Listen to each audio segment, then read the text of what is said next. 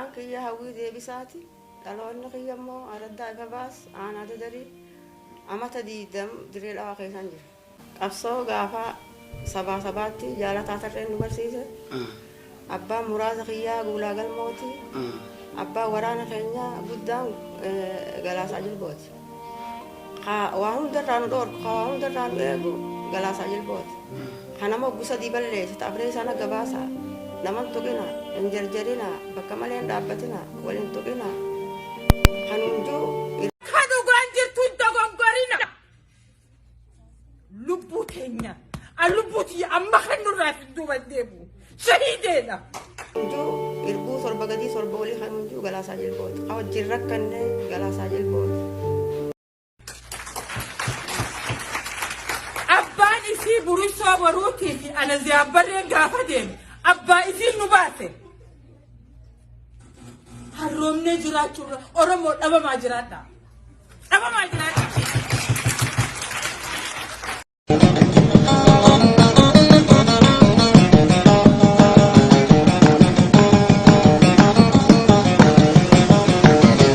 Aboo lafeen elemoon qilxuu isin haa qabdu. Lafeen goottawwanii isin haa qabdu. Bahaa kana keessa tokko taanu malee bilisummaan teenya hin jirtu. Harroomnee hafna.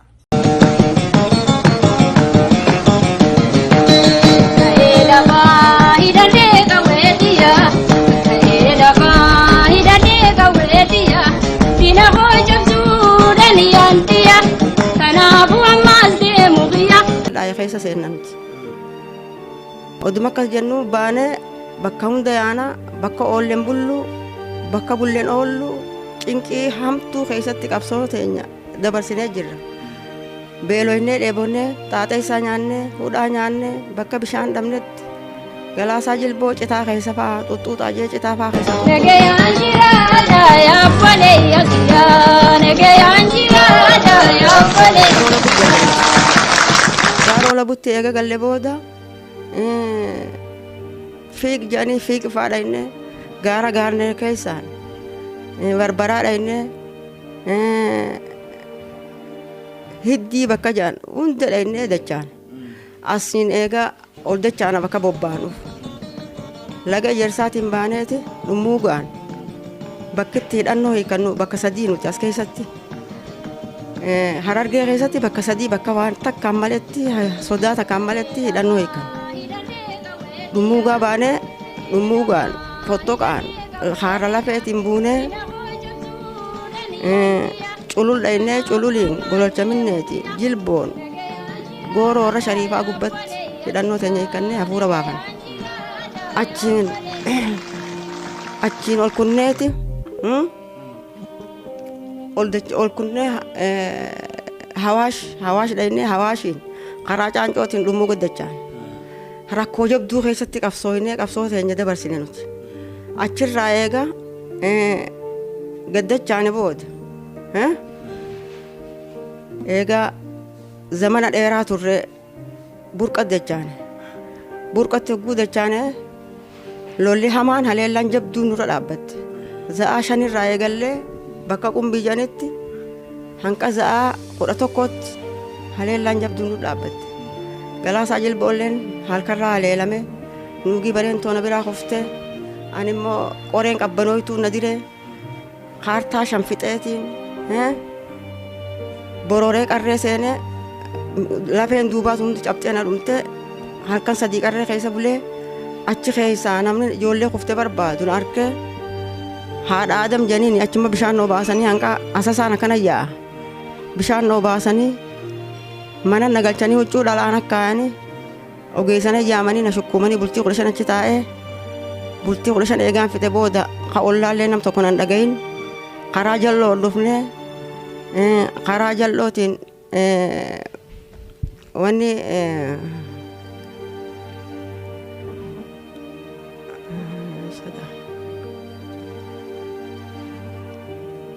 karaa jallootiin masalaana fidanii masalaan hirna nageessanii makiinaa qorsiisanii achirraa miicata bu'ee mana abbaa Sharafi galee gaangee abbaa Sharafee akkasitti burraa isa dhaqee burraa isaa kaambii teenya deebi'e. achi booda hidhannootti hin deebinee ani amma tokko dasaa Soomaalee keessatti nana faqanii hambis roobaa afaan Maammat Ammadee fa'aa warri nu deeggaruchitti achi odumaan taa'u eegaan fayyee hidhannootti jandeeffanne odumaan taa'ee magaalaa raayis waa hunda fiduufi odumaan kaambii ugguu isaan bobbaanee eeguufi dirree baanee ugguu Harawaaca dhufne an akkasumatti miicataan makiinaa horee dhufe hirnatti irraa bu'ee masalaan Harawaaca dhufe Harawaaca uggaan dhufe dawoo sooleetii fi miidha isaan ka makiinaa nurraa kuffifte jaalle diriir isaan duruu ijoollee leenjii eegale isaan jaalle gamoojii biiroo qabatanii tatta'anii achi kaambii wanni meeshaa mana guutuu keessa xiqqoo bubbuleetiin magaazina meeshaa itti guuran keessa bubbulee naafi elema waareetiif jaalle lalisee roobaa jaalle na dhiibira dhufu achi jaalle na dhiibira turre tajaajila mooraa kuduraa bakka hundaa hin fidaa hidhannoon qabu lolli allola yaadiqii akkasitti egaa baatii shangeenye shaabiyaan dhuftee sabsabaa gootee nu biraa yaatee idduu sana jaalle galaasaan gaafate jaalle galaasaan ani waraana kiyya fudheetiin gaara deebi'a jeeni jaalle nadhiin hin ta'u jeeni akkasitti jaalle nadhiin nu biraa qayyarame shaatararra galle ammoo waraanni wajjin qabsooyne gaafa duraa Taaddasaa Birruutiif Hayilee Dachaasaa hamaqaa makiinaarra baasan nu dura nuti namni wajji qabsooyne jaarraa abbaa gadaa Elemoo Qilxuu Maamma Sheekotaa Aliyyi Cirri Waaqoo Guutuu Aaneesoo Roobaa Gabaa Raammes Diimaa Nagayoo jaalle Bobbaasaa jaalle Guysaa Elemoo Waaree Sheekh Xaliileessaa Sheekh Obsaa Ibsaa Sheekh Hasan Jaaja Ibsaa Sheekh Hasan Jaaja Baaroo Tumsaa Baadhoo Dachaasaa Baadhoo Dachaasaa Caalaa Wallaggaa Galaasaa Jilboo Leencoo Hoolotaa Dhugaasaa Bakakkoo Obbo Nadhii Gammadaa itti aanaasaa jaalle Buruusoo Boruu Tuujii Nuuree Alii Buuyyu barsiisaa keenya immoo jaalataa tarree ijoolleen karaa qabdee teessuun waraanni keenya nuti nafna ilmaan kutaa 11 kadhume qabsoo irratti wareegame ijoolleen karaa qabdee teessuun abbootiin mirgeetii Araarsoo Biqilaa Ejersa Goorootii fi Kombolcha Adaree Awwadaa itti gaafatamaa waraanaa isa Gabritiin Booranaan akka malee walaadhaan achi amma kasumaan akaahuuhi ijjeessan maqaan kii Saara Suurri Abduub ani warmarsa beetii gandiddami lam qaba ani amtan JKUAT Jomo Kenyatta University of Agriculture and Technology barachuu jira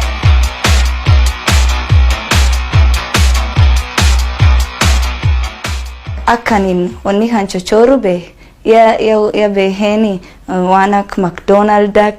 the Mickey Mouse nina anze class 5-6 am baada oja high school ingai got they teach it ak the sabar season topics me do paintings drawing weaving pottery all kind sun si bar season gan afur suntoche achibarat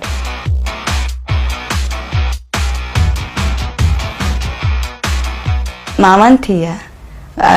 isin school jirte na dalt am isin wanda saso fezeni am fulakoti nagesite akonti gan sodomishan mira gurgurte bese barbad am isin na guddisiteni am akasuman na fudat abanki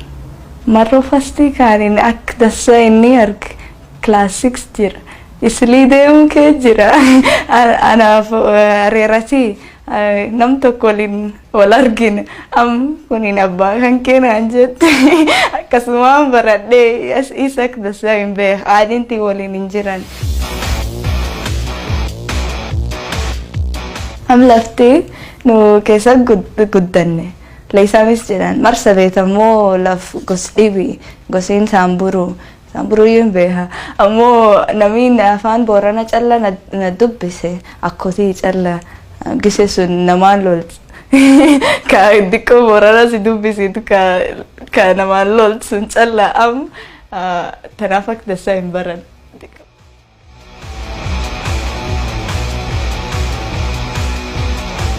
Beeseen nam irra diqqaata hojii yuunivarsiitii hin geet ka si hennan pocket money hin geet anin waan kan chochooree 5,500 keessaa argadhee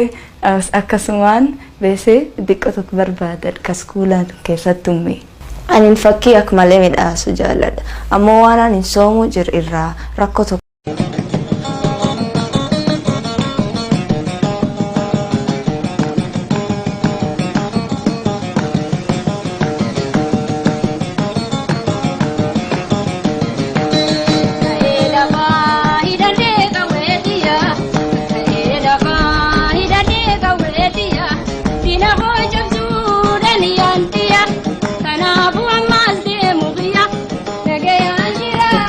Bikin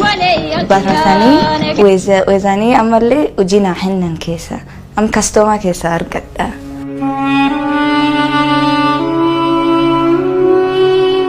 Seenaan fakkii kana warra Marsabeetii irra kaa'e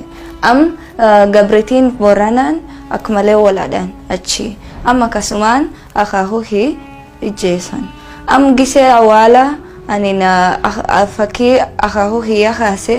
biitiin kapoolii gad dhufanii nuun jedhan kan waan sun arganii akkasumaan abbaa kinaachoori akaakuu kinaachoori naan jedhan akkasuma jaarsi kunin stooriin isaa sun.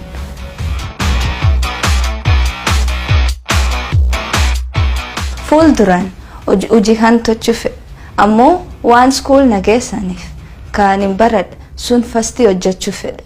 Hojjedhee beesee argadhee akkootii qarqaaruu fedhaani. Baada suni fuuldura. Haramaayaa gaara mul'ata gobeel qarroo dirree dhawaa hanqa aanaa qarsaatti abbaa biyyaatti itti gaafatamaan ammoo jaalle golee jira araasobbaa humnaa jira harcaasii jira sheek finiinii jira achirraa laangayii fi watarirraa qullubbiirraa gad deebise itti gaafatamaa waraanaa jaalle baroodaa jedhaniin qullubbiirraa achi deebise calanqoo kurfaa callee qobboo laga gabaa dingaay qulul dadar darruu itti gaafatamaa waraanaa jaalle daddafaa jedhaniin kaarramillee yakka saphalo hanqa bikkeetti hanqa hadiidaatti itti gaafatamaa waraanaa aanee sooroobaa jaalle bariisoo boruu jedhaniin kadaaroo rabu wajjin tur isaaf jaalle qeeran sotti gaafatama waraanaa barooda burqaa kaarramakkalaa soqaa harawaaca jaafi jarjartu itti gaafatamaa waraanaa guulaa galmooti ammoo abbootii waraanaa guulaa galmoo abbaa muraasaatii walitti dhufneen hin beekaa ibsaa dagaa jira jaalle butuchoo jira iliyaa sheek muusaa jira jaalle garsiisaa jira jaalle deebisaa jira abbaa jamaalii jira jaalle tulluu jira dawosoolee jira gurmuusoolee jira hambisoolee jira abbaa caalaa jira itti gaafatamaan ammoo guulaa galmooti saanfila hirna masalaa gooroo re'ee itti gaafatamaa waraanaa mul'ataa dirreeti ciro hirnarraa achi deebisi ciro baddeessaa idduu tana amboomsaa daadhii janiin achi olis jaalle caccabsaa janiin jira gaman ammoo dhooble burqaa tirtira dhooble raammis daaddoo abbaayee gooroo guddoo huffee booyyee aggeeba jirimee kalaalaa gooroo haroo hanga soqaatti itti gaafatamaa maamma sheekotaati mayyuu mulluqqee laga odaa hanqa burqaatti itti gaafatamaan waraana ijoollumorra soolee tana faadha jaalle qeerranso jedhanii jira sheek xaliilee isaa jedhanii jira waraanni adda bilisummaa oromoo kakutaa kudha tokkoon na biraa dhumee jiraanii as keessatti akkaan itti dubbadhuun dhabee nuti namni biyya hundaa as gala rakkoo jabduurra jirra akkaan itti carraa dhabeetiin as afe'anii ani immoo maqaan kiyya Hawwii Deebisaati adda bilisummaa Oromooti capheetiin baqee guyyaa saniin caccabanii naaf lalisee yeroo baalleen ijoolleen shamarran Oromoolleen nuugi bareentoo dargiin na biraa dha'e dargiin na biraa ajjeese guyyaa isiin na biraa kufte saniin caccabanii ayyaantuu dagaa kuuloo jaalataa kuulanii qillee Abdullee takkittii Oromoo urjii dhaabaa raggaatuu fi aslii tokkollee raggaatuu fi aslii jira malee nam tokko na biran jiranii ani amma dura gaggaba rakkoo jabduu keessaan gidaaruma faa galaa jiraachuu jira rakkoo jabduun na bira jira ani immoo silkii tiyya isinii kennuun barbaada elema waareetii fi sheek obsaan ammoo warra mirgeetti tana hundaafu waa raabsi bakka hundattuu kennu akkasiin naaf elema waaree mooraa wajjin jiraachifne akkasi chaatara rabbaane ilmaan Oromoo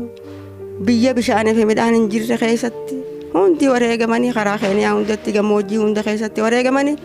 ilmaan dila kana Oromoo dhabne nuti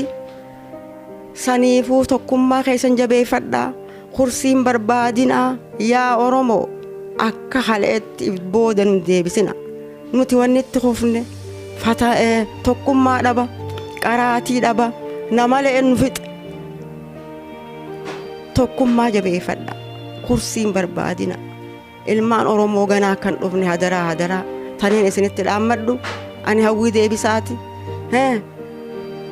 takkittii tanaa isinitti dhaammadha nagaya keessan hamataa keessanii barbaada ilmaan Oromoo dachii irratti nafne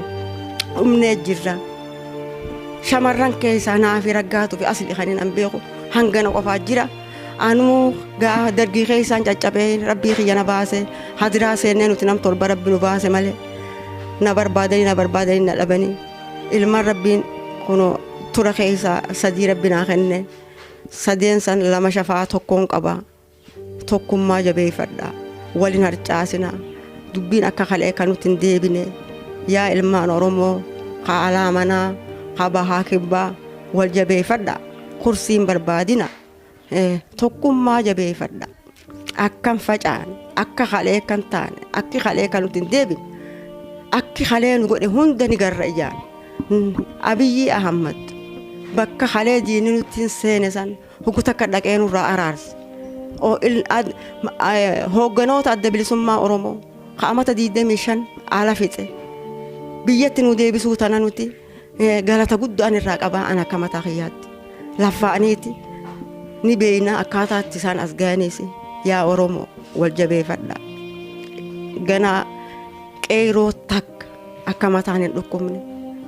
harqoota sibiilaa qofa ofirraa buusuu barbaadaa malee kursiis hin barbaadina bilisummaa abrii hunda rabbii fida namaa miti kanama shuumuus kanama shaaruus rabbi wal jabeeffadhaa rabbitti irkadhaa kursiin barbaadina du'aan lubbuuf hin barbaadina Oromoon ganaa namaan fe'amtu if boodan deebitu namaan hoggonamtu namaan ergamnu nuti hiyyumma wanni nu fixe lisooma keessaniin dalagadha wanni Taayiwaan biyya hunda keessaa qabaa guraageen hogguu dura gasseentu kopheen eegalti shamarran saanii bunaan eegalan kanama tokkon tuyne yoo namni arrabse kanama jalan deeffan nuti hiyyummaan nu fixe dalagaa teessan lisooma keessanitti fufaa yaalmaan Oromoo silkii tiyya urjii dhaabaatii fi saamiyaa raggaatuu fi asliin yoo jiraatan silkii tiyya isiniif hima silkii tiyya naa deebisaa yaa ilmaan Oromoo silkiin tiyya 9 1 36 7 9 yaa ilmaan Oromoo rakkoon jabduun na jiraanii silkii teessan naa deebisaa. Ayyee mee ammaan tana yeroo ammaan tanaatti haalli jireenya keetii maal fakkaata? Haalli jireenya kiyyaa jiruu gidaaraan galaan manaan kiraa firraa kafalee keessa taa'uu dadhabeetiin kiraa keessaa ala gala mana namaa qubana qaba gandii hundinuu rakkoo jabduu waan hin nyaadhuus hin qabu manaan keessa galullee hin qabu rakkoo cimtuu narra jiraan jaallan kiyyaa ka alaa ka manaa ka bahaa kibbaa na bira dhaabbachuun barbaada akkaan ittiin olii harkadheellee finfinneellee dhaquun dhabee silaa ogonoota keessa biraan dhaquu barbaade akkaan itti dhaquun dhabee rakkoo hamtuun na jira waan hin nyaadhuu hin qabu nooliin baasee dhaquunis hin qabu huguta qaqeeroo naa kenneteetiin dhaqee biran geenye niin deebi'ee saamiyaa faas waa'een itti dhaammachuu barbaada ilmaan oromooti qabsaawaa adda bilisummaa oromoo takka tiyyaati ani zamana meeqaan qabsaa'ee jira caccabee jira akka carraan dhabee kaan itti dubbadhu as keessa fitnaa biraa keessaa jira waan adda addaa jira mataa kiyyaafuu sodaadheetiin jira ammoo silaa isaan na bira dhaabbachuun hin barbaada dhaamsin isin dhaamu yaa ilmaan oromoo tokkummaa keessan jabeeffadha wal jabeeffadha